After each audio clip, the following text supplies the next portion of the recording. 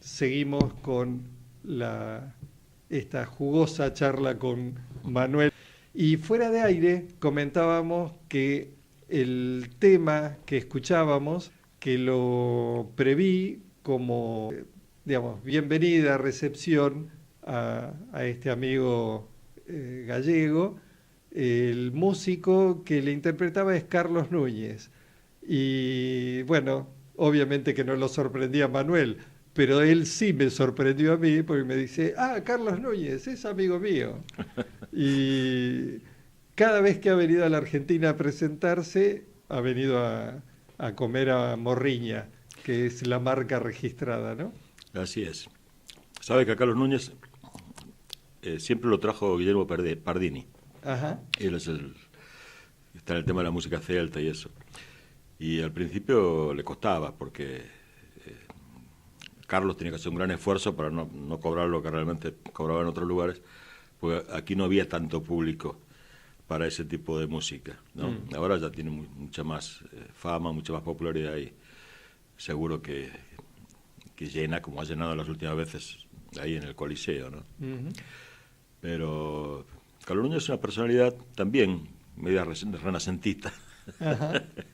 Porque primero porque remó contra la corriente, porque los que tocan la gaita de manera tradicional fue como que le había nacido un Piazzolla Claro, allí un loquito transgresor. allí en Vigo. Sí. Pero él es un gran músico y con el tiempo también se fue convirtiendo en un gran showman. Verlo en el escenario realmente es impactante y emocionante, cosa que nunca se esperaba de un gaitero. El gaitero era como estático, Muy sobrio, claro. y Sí, la sí. música hablaba por él, pero no, Carlos mueve el pie, salta, en fin. Sí, sí. Que me imagino que era como tocaban los ancestros, ¿no? Lo que pasa es que, claro, ahí hubo una gran polémica también en Galicia por el tema del celtismo, porque el celtismo fue utilizado al principio como una idea fuerza para sustentar el nacionalismo gallego, o sea, para plantear la peculiaridad de La identidad. de la identidad. Entonces se buscó y se encontró, por supuesto, muchos vestigios de que los celtas fueron los habitantes de ese territorio, ¿no? Y dejaron palabras, monumentos arqueológicos, en fin, no hay ninguna duda. Y este tema de los últimos países celtas, que son los últimos países que quedaron después del avance de los romanos. O sea, los romanos empujaron a los celtas, y entonces quedaron nada más que gallegos, asturianos, bretones, escoceses, irlandeses, galeses y los habitantes de la isla de Nam. Esas son las 7 naciones celtas que se llaman contemporáneas, porque ahí se mantuvo un poco la música, la gaita y una serie de costumbres, como por ejemplo el samaín, que los norteamericanos convirtieron en Halloween. Para ellos era el samaín, porque era el momento donde se abren los portales del otro mundo y hay como un intercambio, ¿no? Y era el Samaín, una fiesta sagrada para los celtas, que no tiene nada que ver con el Halloween, con el Halloween, zapallo. con el zapallo. Pero bueno, ahí tienes. Carlos Núñez ha trabajado mucho y ahora se le está reconociendo como debe ser, ¿no? Yo recuerdo, esto es una anécdota personal y seguimos con otra cosa, si quieres. Yo la primera vez que lo saludé, que fue ahí en el auditorio de Belgrano, en Virrey Loreto, lo abrazo, le toco la espalda y me dio la sensación de un ser etéreo, pero de verdad, como si no tuviera consistencia, ¿no? Sí, sí. Algo mágico. Y me sorprendió mucho y nunca voy a olvidar de ese momento. Y él es pequeñito, delgadito. Delgado, sí, sí, sí. Y se lo comenté, y él me dice, sí, la magia me acompaña siempre. Y es que, bueno, Galicia es eso, ¿no? Magia.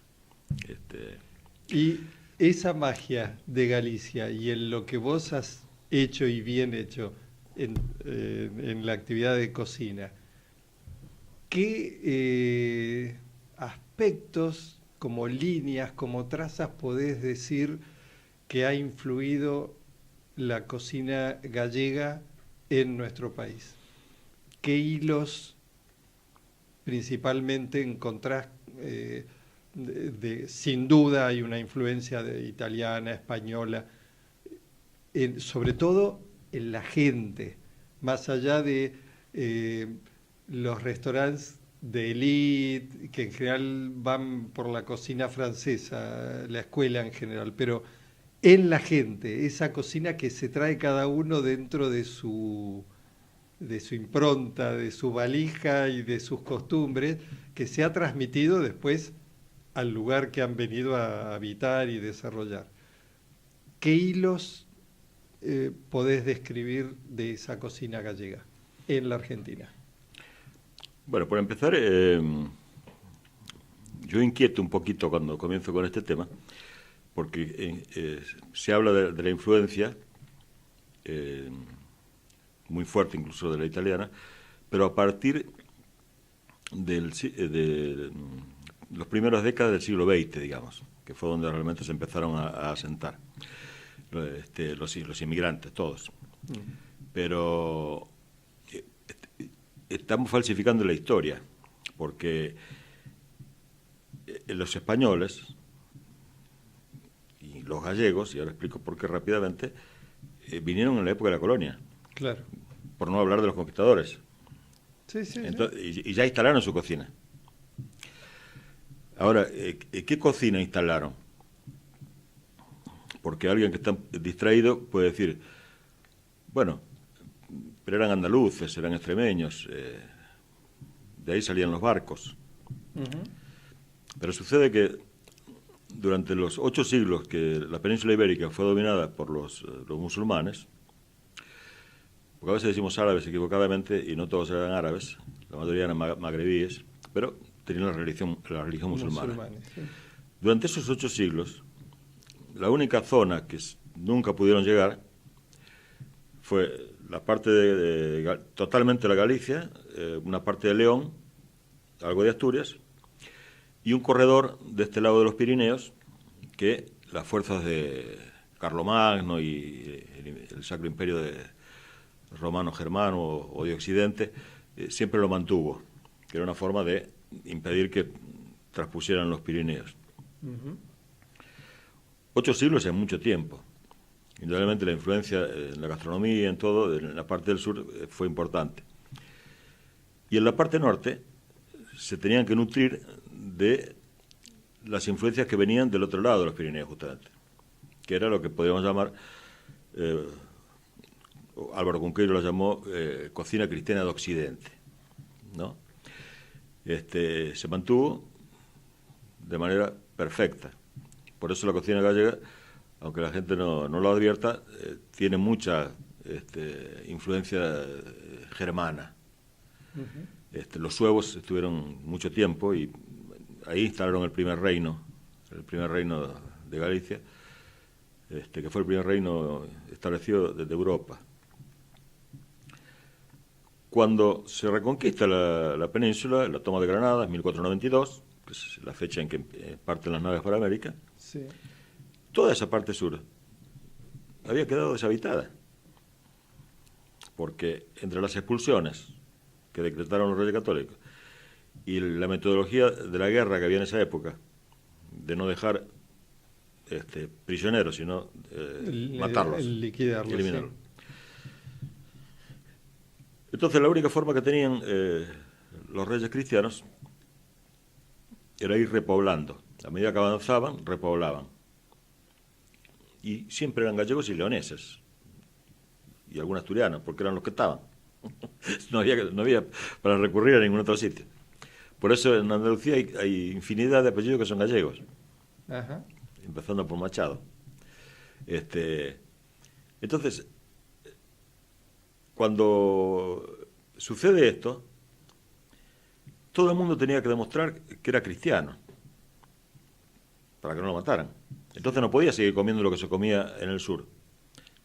Tenía que empezar a comer cerdo, mucho cerdo. Cada vez que aparecía alguien de la Inquisición, había que demostrar que uno era cristiano. Sí, Y sí. comía cerdo. Entonces lo que llegó aquí, con las naves de Colón y sucesivas, era una cocina cristiana originada en el norte.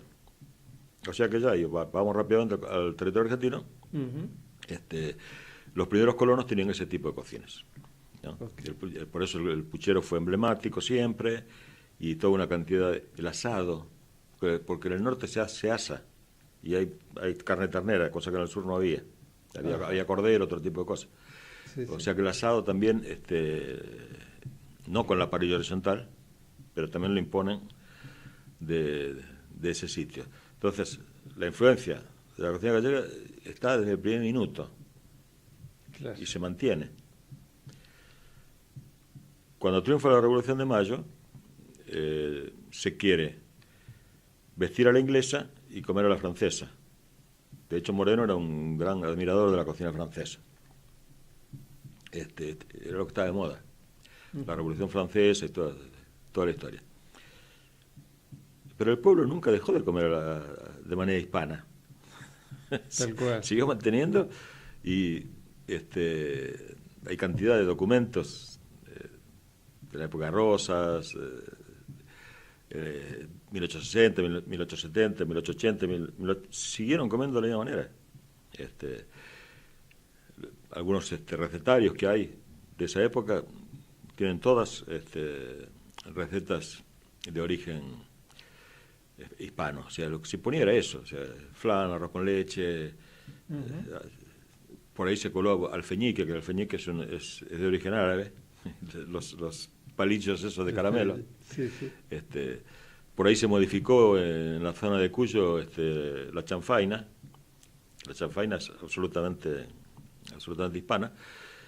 Y aquí se hace también en el NOE se suele hacer, pero de otra manera. Ujú. Así que cuando viene la migración masiva de 1860 para adelante, ya había una base. Después vienen los italianos con sus costumbres, pero hay algunos antropólogos. Hay uno muy interesante que escribió un libro sobre la emigración italiana y su comida en Estados Unidos, Brasil y Argentina, que se llama Álvaro Sorbini. Ujú. Que escribió un libro donde demuestra que lo que acá se considera cocina italiana en realidad se creó acá. Claro, como No es de allí. Por eso la pizza es tan diferente una de la pizza italiana. adaptación absoluta. Exacto. Y el otro día, Mauricio da Rosa, que tiene su pizzería muy importante, porque algunos están tratando de imponer la verdadera pizza napoletana, Sí, sí, que me parece bárbaro. Y él pone en un post, en un párrafo, donde dice, empezó con Banchero, el tema de la pizza, pero después los empresarios gallegos que se dedicaron a la restauración la cambiaron, le pusieron su impronta, y por eso la pizza más gruesa tal cual. y se le pone otro tipo de cubierta, etcétera, etcétera. Sí, sí. Entonces, si me dices en qué influenció la cocina gallega, prácticamente en todo. Prácticamente en todo. Pero después, y tú me contaste antes de comenzar el programa, que había una familia italiana y una española que se juntaban. Nos juntábamos, Se sí, juntaban. señor, sí.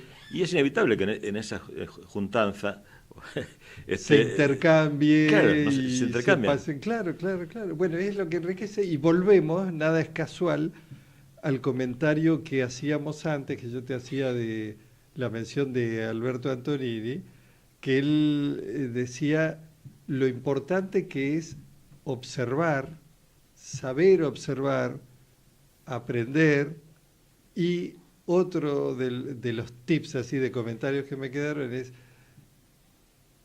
lo menos es más. Siempre. Pero para hacer menos tenés que saber mucho más. Exacto.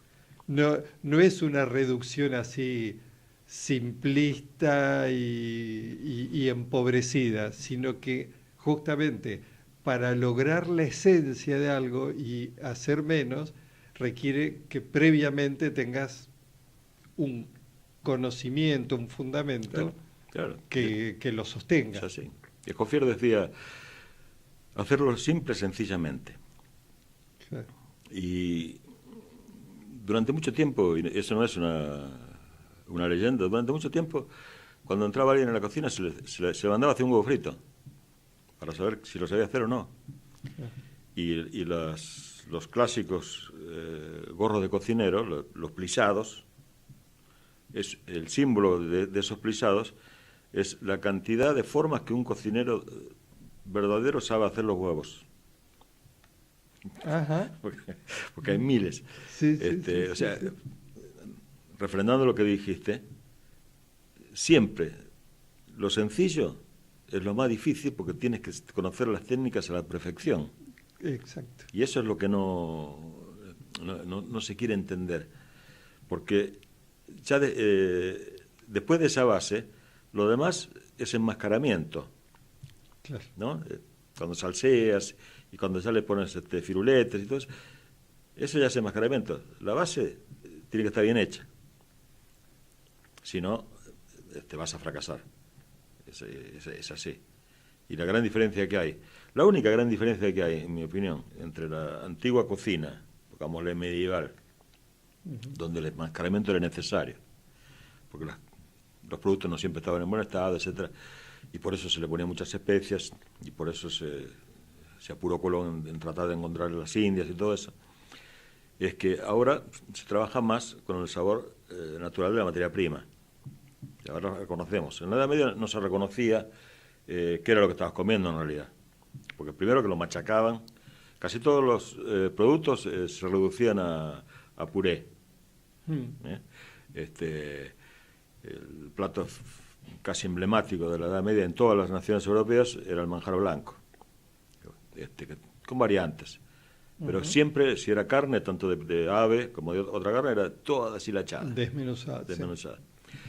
Ahora, si ponemos una carne, un pescado o una verdura, sabemos de qué se trata. Por eso se requiere un poco más de técnica, ¿no? Que no ha variado tampoco mucho. Si lees los recetarios de los viejos maestros del 1300, 1400, los fondos, las bases son las mismas. Y además se van a perder, porque el otro día estábamos hablando con Claudio Solitario, que fue invitado a mi programa, y decíamos, antes nosotros, cuando llegábamos, teníamos que hacer la demi-glace, la mayonesa, la bechamel, todas las salsas las hacíamos nosotros. Claro. Y había que saber hacerlas. Claro, claro. Ahora tienes el sachet, lo cortas y está hecho. Sí, que en muchos casos es rápido, es práctico, es bueno, y demás. Sí. Pero no está mal, vuelvo a la metáfora esa del pintor, no está mal mínimamente saber. Claro, primero saber hacerlo. Saber hacerlo. Y después elegís... Y después te puedes aprovechar de la tecnología. Exacto. Te puedes aprovechar, por supuesto. No vamos claro. Si no, no tendríamos celulares, no tendríamos computadoras. Pero tenemos que usarla, no que la tecnología nos use a nosotros. Tal cual. Porque si no terminamos... Y no renunciar a lo que vos dijiste también al principio de esta charla, de que cada uno tenga la satisfacción de desarrollar su plato, su comida. Algunos dirán no tengo tiempo, no tengo ganas, qué sé yo. Bueno, el tiempo depende cómo cada uno se lo distribuya, pero cuánto más gratificante es que el que mínimamente tenga algún interés por la cocina, así sean platos sencillos, que no desenvuelva una comida hecha, sino que esa, así sea simple, la prepare uno mismo, ¿no?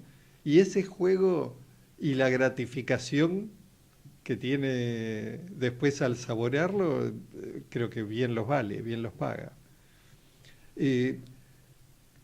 con el proyecto, con el Centro Galicia, los tiempos no siempre los maneja uno, pero le ves chances a sí. fuego lento y que sí. Allí puede haber, porque creo que es una buena oportunidad para tener también hay llamémosle un faro de capacitación de aquellos que quieran, sí como no, aprender los fundamentos de la cocina, pero con el plus de que estás en condiciones de darle también cocina con una identidad, que eso también es importante en la cocina. La identidad habla también de la cultura de la que es propia esa cocina. Sí, claro, eso es fundamental y es lo que de pronto no se tiene en cuenta. Lo importante que es que cada pueblo tenga su patrimonio cultural, tanto en la cocina como en la música, como en distintos órdenes. En distintos órdenes. Si eso se pierde, la única defensa que hay contra la globalización, defensa incluso hasta te diría pasiva, o sea, es defender lo propio. Porque si no conoces lo tuyo, te vas a diluir en una masa sin ningún tipo de identidad, sino algo que te impusieron. Sí, ¿no? sí. Y ahí estamos complicados. Yo creo que y acá es una lucha. Y acá es válido un principio que muchas veces se usa, no del todo bien, pero en este caso sí es válido y en positivo, que la diversidad enriquece. Siempre. Es así.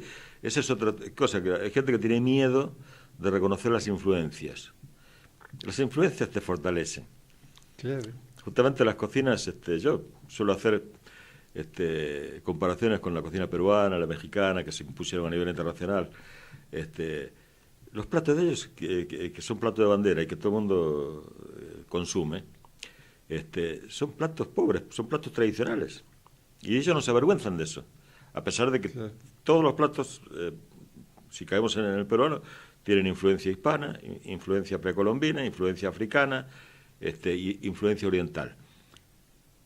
5 influencias y hay más. Uh-huh. Sí. Y por eso es tan fuerte, y por eso se acepta. Aquí estamos un poco metidos en una trampa en la que por un lado los más jóvenes tratan de buscar en los ingredientes del noroeste, las papas andinas y todo ese tipo de cosas, y no creo que sea el camino. No creo que sea el camino porque, bueno, es una cultura que justamente está más arraigada en Bolivia, Ecuador, Perú.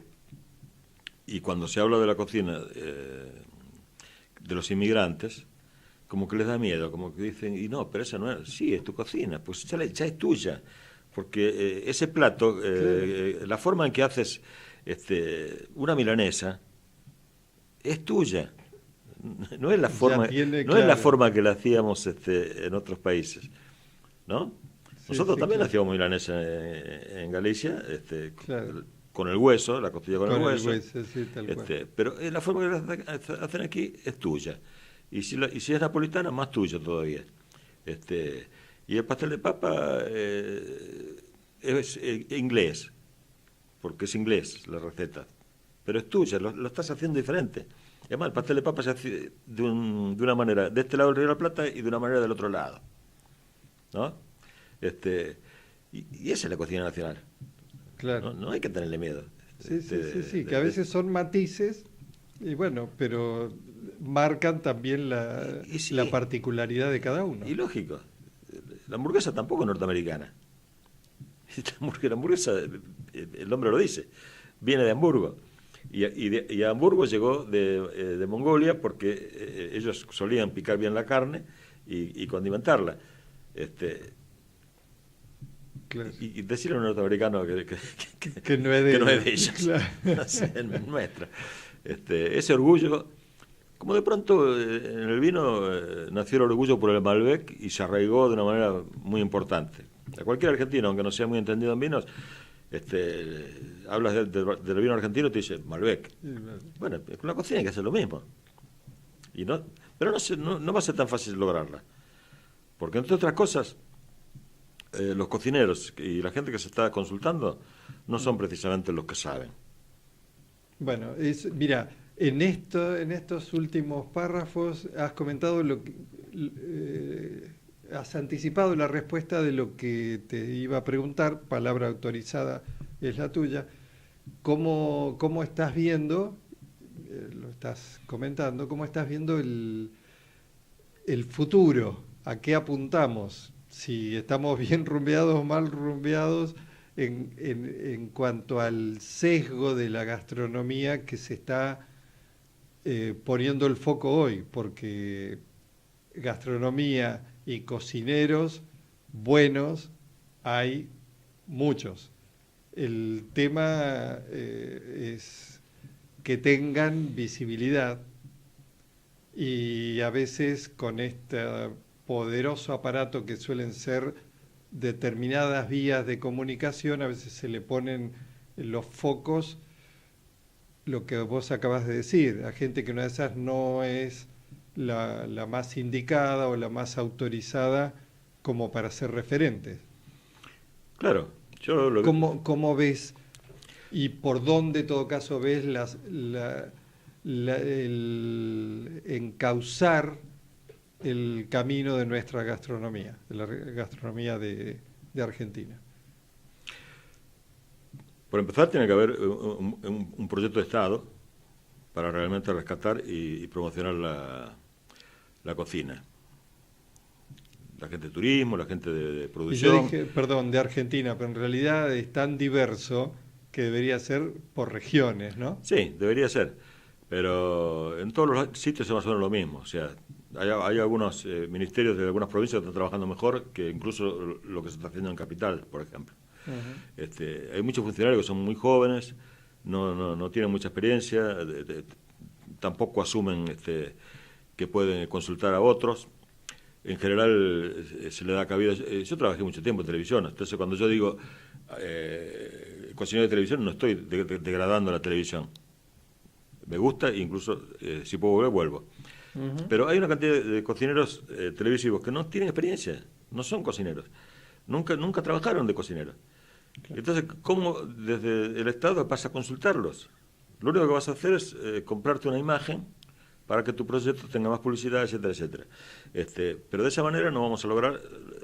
Aquí, por ejemplo, se está tratando de crear Buenos Aires, capital gastronómica de Latinoamérica. No vamos por el camino, para mí no vamos por el camino correcto.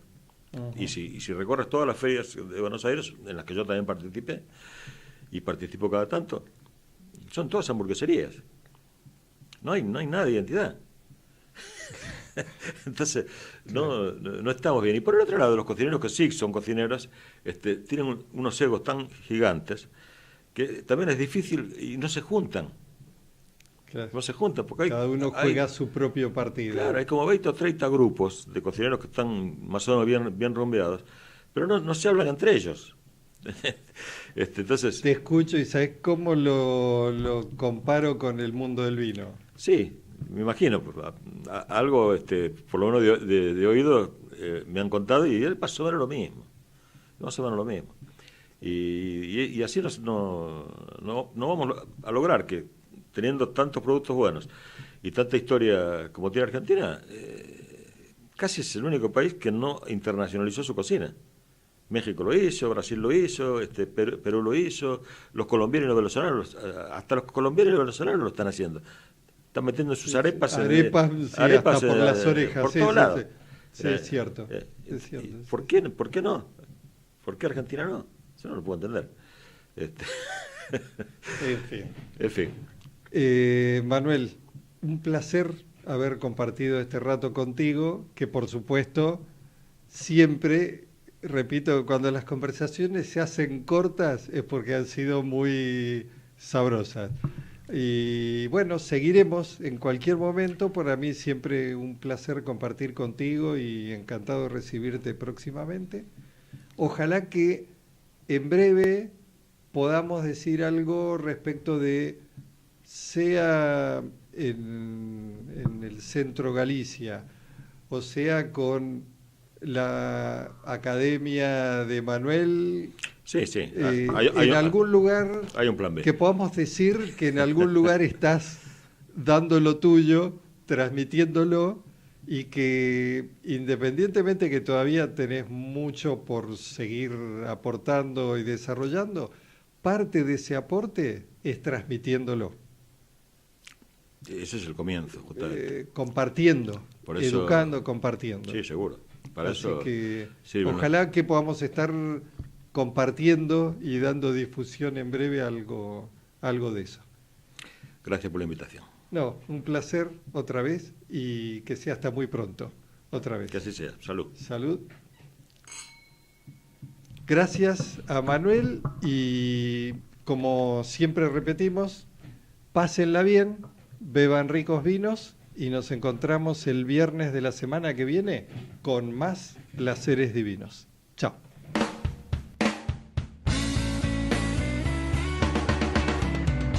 I miss the